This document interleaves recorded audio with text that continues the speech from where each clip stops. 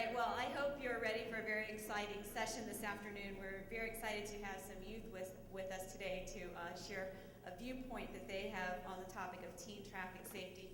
My name is Sandy Spavoni. I have the honor of serving as the Executive Director of National Organizations for Youth Safety. We are a collaboration that was started by NHTSA. We're a collaboration of nonprofits, business and industry leaders, and federal partners that focus on youth health and safety. One of our major focuses is the safety behind the wheel for our audience of teens. I also am very honored to tell you that in addition to collaborating with AMVA, your president and CEO, Neil Schuster, serves on our board of directors. So we're very glad to have his wisdom at the table and keeping us on track to the mission that we have in front of us. Today I'm here with some youth leaders to discuss the effective use of having the youth voice as part of your work in teen traffic safety. So a simple topic that we all need to address with teens, but when they take it and you allow them to put their creativity to it, they put a new focus on it that they understand with each other, and a lot of times they do it in a lighthearted way. You don't see very many youth programs that have a very strong piece that it's a threatening piece, and normally they do it in a very fun, fast, a lot of times humorous way to get their message across. So Jacob's safety initiative is very active, and some of the work that they're going to talk with you today is just a very small sample of the work that they do. They do it through service learning and the work that they do. So at this, I'm going to take a seat and just ask them a lot of questions, and they're going to share the work that they do, and then we'll open it up for questions from you guys as well.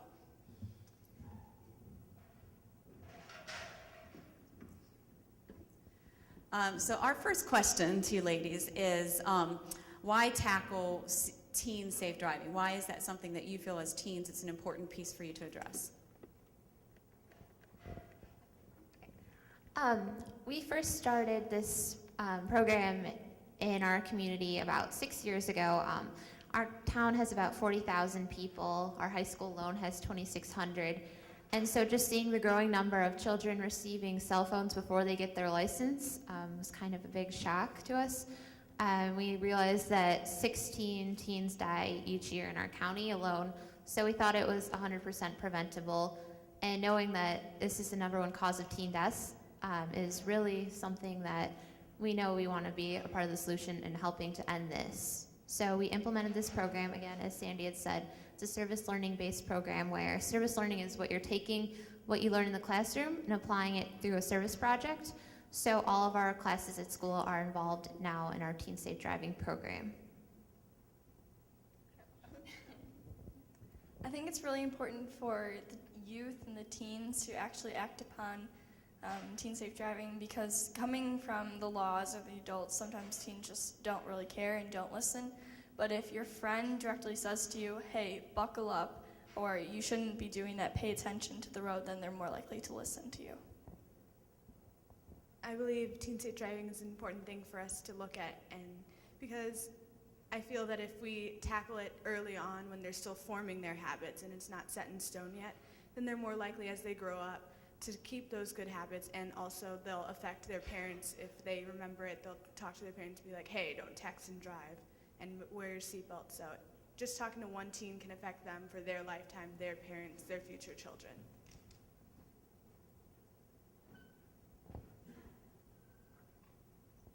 So from this, we know that youth can make a difference. We believe in that at Noise. It's part of the foundation of what we do. Do you agree that it's important for youth and that you all are making a difference with the work that you're doing?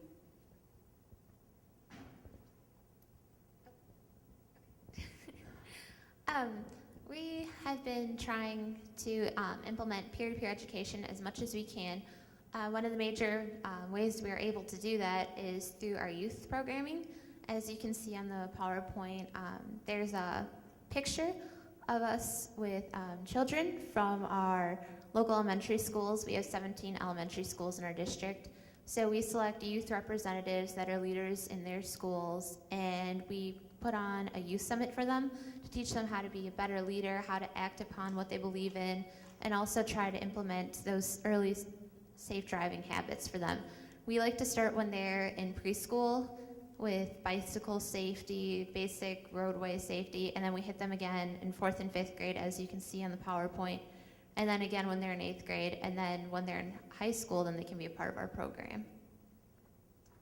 And if you had seen us walking around in the telephone costume, that's one of our ways, mostly with the 4th, 5th graders and the younger kids, just to get a different method of implementing our specific motives. Also, since we start at such an early age, they do also, as I said earlier, affect their parents as well, because wouldn't you listen if you had a 3 or 4-year-old come up to you and say, please put down your cell phone while you're driving, or put on your seatbelt, because they're just so cute and adorable, and you do want to listen to them. We believe children start learning how to drive the second their car seat is turned around, so we like to hit them up at an earlier age.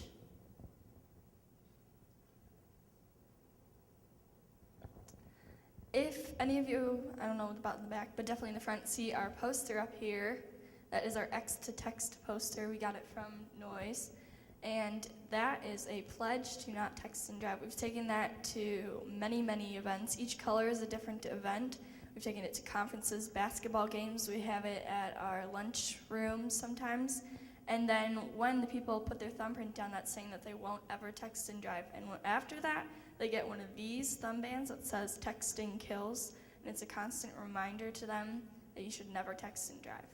And I think this works great because I see kids all over school with these thumb bands, and I wear it all the time, and it just reminds me that that text message is not very important, but my life is. Community Summit, we established this project we started 4 years ago, but just recently in this past year with the help of Noise, it's grown tremendously. It's now, we call it the Great Lakes Teen Safe Driving Conference. It's now a regional conference, and it's basically, we take all of the work and knowledge that we have accomplished throughout the year and share it with our peers around the country. This past year, we had it in April, and we had 400 youth in attendance and probably about 100 adults. We have a series of breakout sessions where they can learn how to implement their own safe driving program at their high schools. They can learn about GDL, organ donation, and we also have a panel of victims. Our keynotes in the past have been our Secretary of State, and it's just a really good event for awareness, and so they can also pick up how can they get involved, because we also team up with other national leader high schools.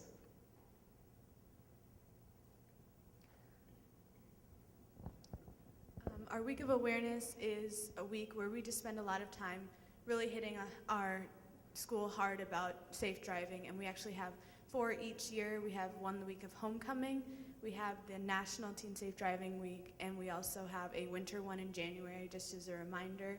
And then we have the major one during prom in May, which goes along again with our graduation and summer driving, because that is when most teen car crashes do occur. And as you can see, there's a long list of things we do, but some of my favorites are Grim Eagle, which is where we take the national statistic for how many people died daily in car crashes, which was 114 people daily last year. And we take that number and we select that many students in our school, and we give them a t-shirt that says Grim Eagle and then write RIP on their cheeks. For the day that we do Grim Eagle, they are technically dead. They cannot talk or interact with anybody in the school.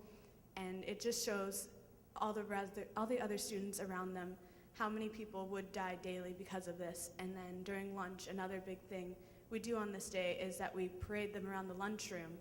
And I think that really affects our students really hard when they see that. And then we also speak at our PEP assemblies. We have unannounced seatbelt checks, which is a very big thing for us, because when we started them 6 years ago, we were at 70% seatbelt checks for our teachers and students, and we have now gotten that up to 97%. And we've also recently started cell phone checks as well, and we are at 94% with no cell phone use between our teachers and our students. And we also have we have a crashed car in front of our school during those safety weeks, and each day we add something new to the crashed car. We add teddy bears, we add candles, we add little notes that just say, "We miss you." We also have members of our club go and they act as mourners, and so it's in front of our entrance where all the students have to pass by in order to go into the school. And I think it really affects them just to see how dangerous and how deadly this really is. And one of the other big pieces of this is kind of tying in our service learning aspect again into all of the classrooms. So we'll have driver's ed, we'll get state troopers to come in and do the driving under the influence golf course simulation with them, where they have the drunken goggles on, they're driving the golf cart through the cones, or even texting at lunch with a Wii Mario Kart. Also, our biggest week, again, like Jasenia had said, was prom. We did some research that said a lot of projects that adults and youth are implementing only have a short-term effect on their memory and how they're on their behavior as well. So we kind of want to make sure that it's not just a one-day thing on prom that they won't drink and drive. So one of the things that we do is, that's kind of like our biggest safe driving awareness week, where we'll have announcements every day. We'll have advisory lessons, which advisory is a homeroom where students go during the day. And so we'll give them trivia on safe driving, just statistics, but in a fun way so that they retain it. And one of the things that we do is, if you're going to prom, you sign a contract, as Heidi is here, stating that you'll be a safe driver, because we feel it's very important on, especially the night of prom. And if they sign that, they get a t-shirt. And if they wear the t-shirt on the day of prom, which is a Friday, then they'll be entered into a raffle to win their prom ticket money back, which our tickets are $100 each. So it's a good deal. But since we've implemented this project, we haven't had any alcohol-related incidents in the past 6 years. So it's definitely been a positive for our group.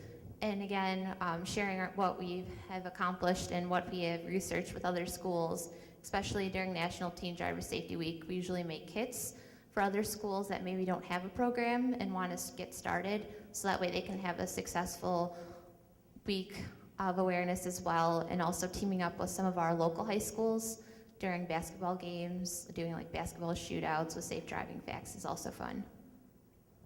And with the contracts, real fast, it's really nice to see them because we post them up on the walls of the entrances to see everybody that signed it and pledges to be safe on prom. And it's just a nice reminder because you see some kids up there and you're like, oh, I wouldn't think that they would do that, but I don't know if the prom tickets or that they really care about their lives, but it's just really wholesome to see everybody care that everybody makes it back safe to school.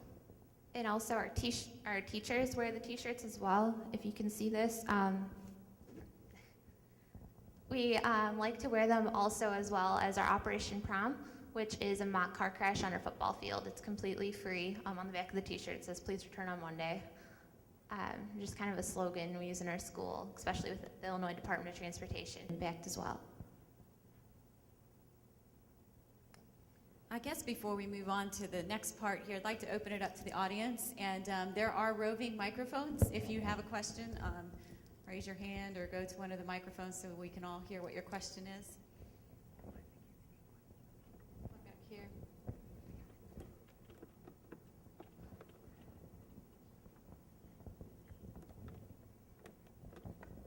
Hi, I was wondering if you could talk a little bit about the seatbelt and cell phone checks that you described, and how that works, and what the reaction is from students and teachers. Our seatbelt and cell phone checks are, we pick a day and we do seatbelt checks that day, and it's completely unannounced. Nobody knows about it except our club members. And we stand in areas where we can simply observe and not get into the flow of traffic, so we don't, they can't see us, but we can see what they're doing. And we just check their seatbelts as they're coming into the school. We check both the driver and any passengers for seatbelts and cell phone use, and we check them going into the teacher parking lot or dropping off students and such. And so it's just something we do to make sure that they do know that we are checking, and we are trying to make sure they're taking our ideas and really taking this seriously.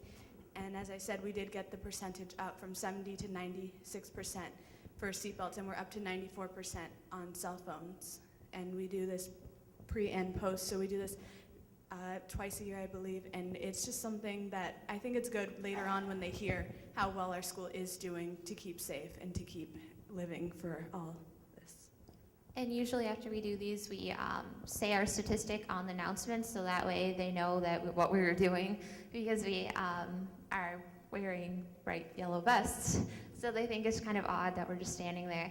And we also have had in the past teachers that have been on their cell phones, so sometimes it's kind of funny just to say, Well, one of the teachers was driving in a black Kia, talking on their cell phone, and then it's kind of a reminder for the teacher as well. We had a teacher once that was in a driver's side car, talking on his cell phone, drinking coffee, eating a donut. So just the little things. These girls are from a very large high school too, but if you're from a smaller area, more rural area where your schools are smaller, a lot of the schools will implement this where they actually can stop the cars and give the passengers, if they have their seatbelt on, they get a Smarties candy. If they don't, they get a Dum Dum with a safety message. So again, that's reemphasizing it. But also at the elementary schools, a lot of the teens will go to the elementary schools and do the same thing with the parents.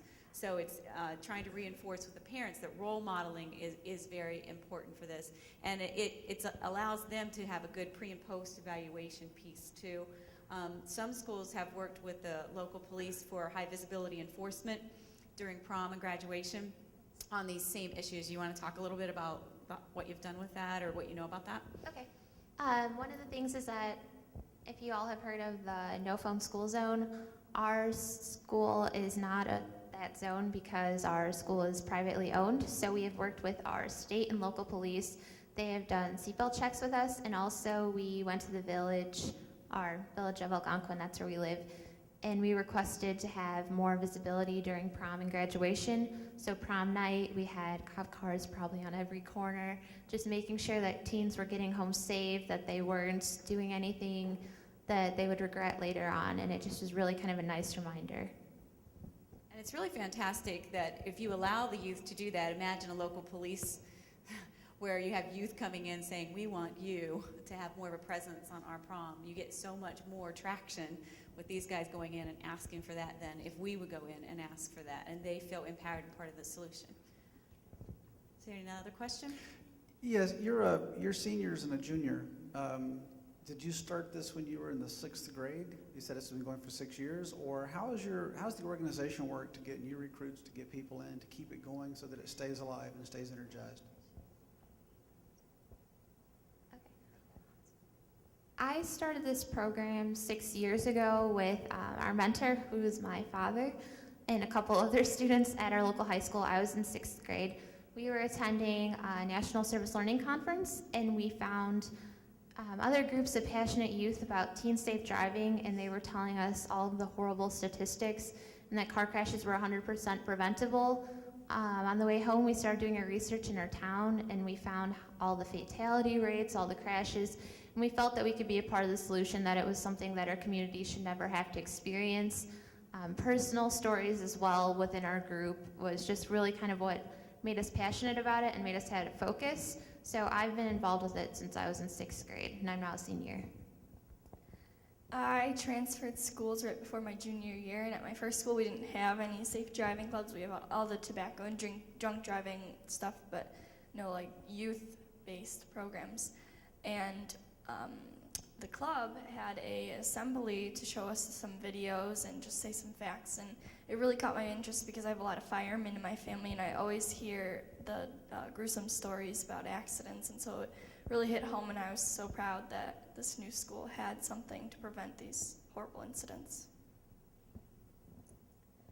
When I was about 6 or 7, I call her my Thea, but I guess the English word would be aunt. She got in an accident that damaged one of the vertebrae in her back, and she was on bed rest for a long time, and it really still restricts her movement and just how she gets around and such. And I still see effects from that today with the rest of my family and her children. And I guess that was what caused me to want to join this club. I joined my sophomore year because my freshman year I didn't actually know they existed. And like Heidi, I also was at an assembly where I saw that, and I wanted to join the club. And so I am now a junior, and this is my 2nd year in the club. So I feel that just from my childhood experience, I really feel if we can just get them as teens to keep having good habits, maybe I can prevent future families from having to go through a similar experience.